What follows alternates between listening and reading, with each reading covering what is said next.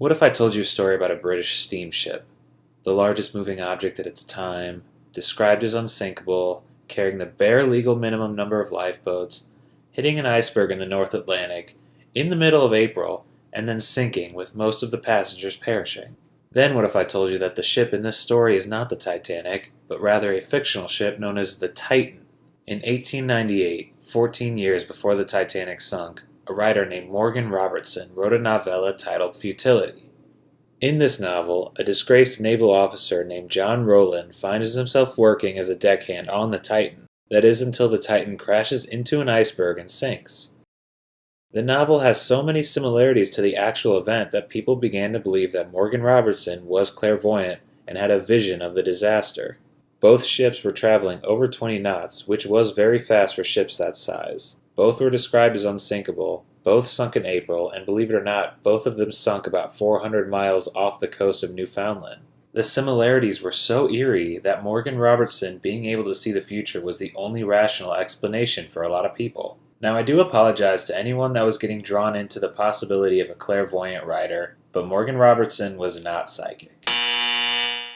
Before becoming a writer, Robertson was actually an experienced seaman who spent a lot of time on ships. He was well aware that cruisers would exceed recommended speeds and that the legal number of lifeboats did not need to come even close to the amount of people on board. Almost all of the similarities between the actual details of the two ships can be attributed to his experience working with steamships. He also knew a lot about icebergs and the danger they posed. He was well aware that if these shipping companies kept playing God and ignoring nature, that they were bound to strike one someday. I know that the similarities do seem eerie, but there are also plenty of differences that are never really talked about. For instance, while the Titanic was traveling from England to New York, the Titan was traveling from New York to England. It wasn't the Titan's maiden voyage, but rather her third. And mostly, the Titan capsized almost immediately after striking the iceberg and foundered after just a few minutes, leaving only 13 survivors. Robertson found very little success in his writing and often struggled very harshly financially. After Titanic sunk, Robertson went back to Futility and made some changes to the Titan's size and horsepower. He wanted to make sure that the sizes and the power of the two ships matched up perfectly before he republished it. He even renamed the novel The Wreck of the Titan, and he was harshly criticized for attempting to capitalize on the disaster so quickly.